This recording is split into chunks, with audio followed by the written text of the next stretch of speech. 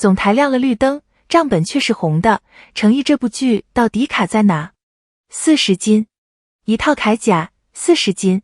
诚意穿着它，打着封闭针，把英雄志最后一场戏拍完。杀青那天，人是坐着轮椅离开片场的。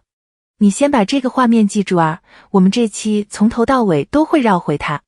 那么问题来了，一个演员愿意把身体压到这个程度的戏，为什么会在仓库里压了整整3年？各位好，这里是行业法证第3期。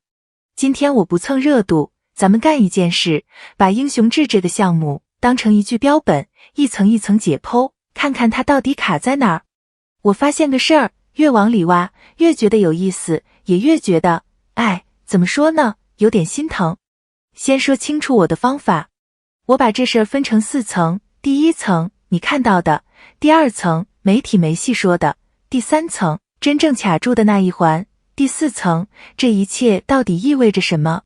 咱们一层层包。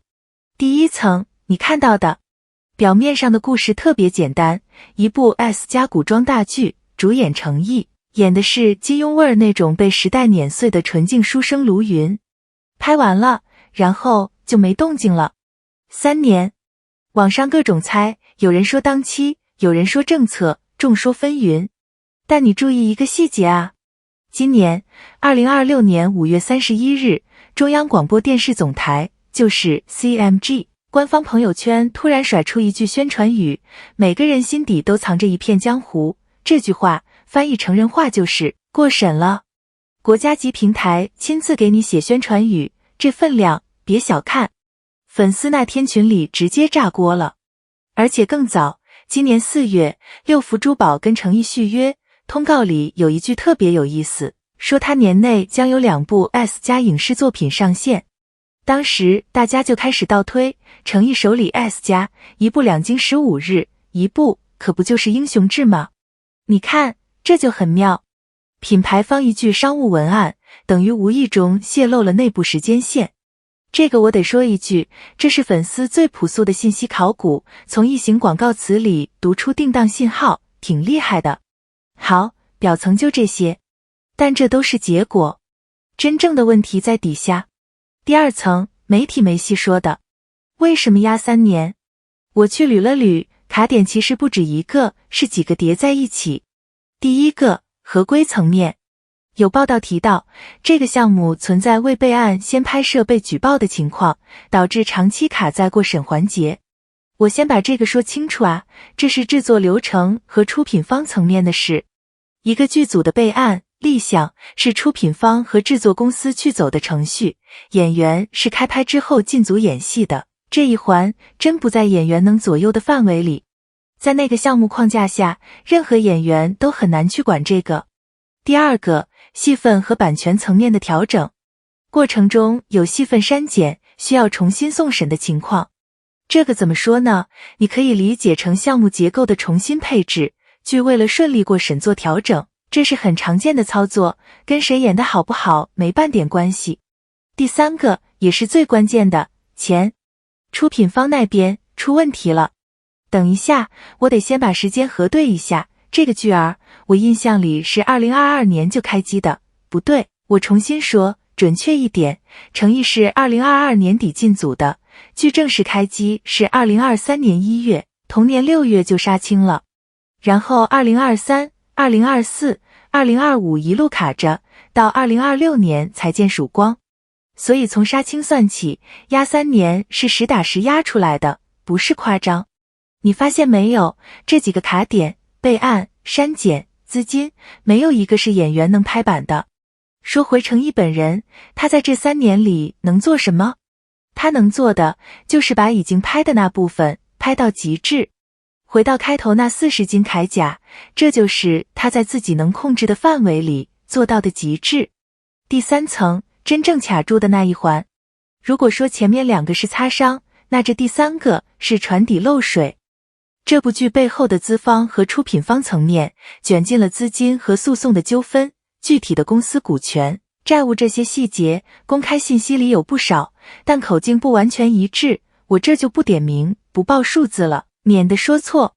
你只需要抓住一个核心，出品方的现金流，出问题了。各位，一部剧就算审查通过了，定档、宣发、上线，每一步都要烧钱。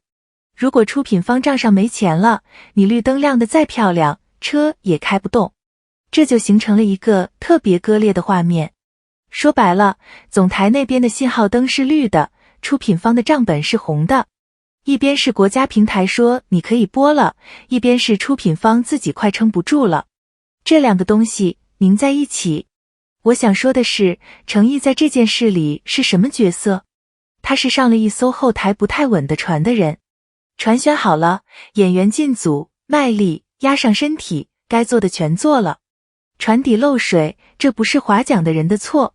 懂行的都知道，这种情况真不是个人能左右的。而恰恰是在这种情况下，他还坚持把戏拍到坐轮椅，你品，你细品，这反而说明了他对作品的那股子认真劲儿。第四层，这一切意味着什么？往大了看，英雄志不是个案，它是2026年整个 C 剧行业一个很典型的样本。政府的信号救不了制作方的财务，过审是行政问题，资金是市场问题，这两条线现在越来越容易脱节。一部剧的命运，有时候压根不取决于它好不好，而取决于背后那家公司还有没有现金流。这事儿分量很重，值得整个行业警醒。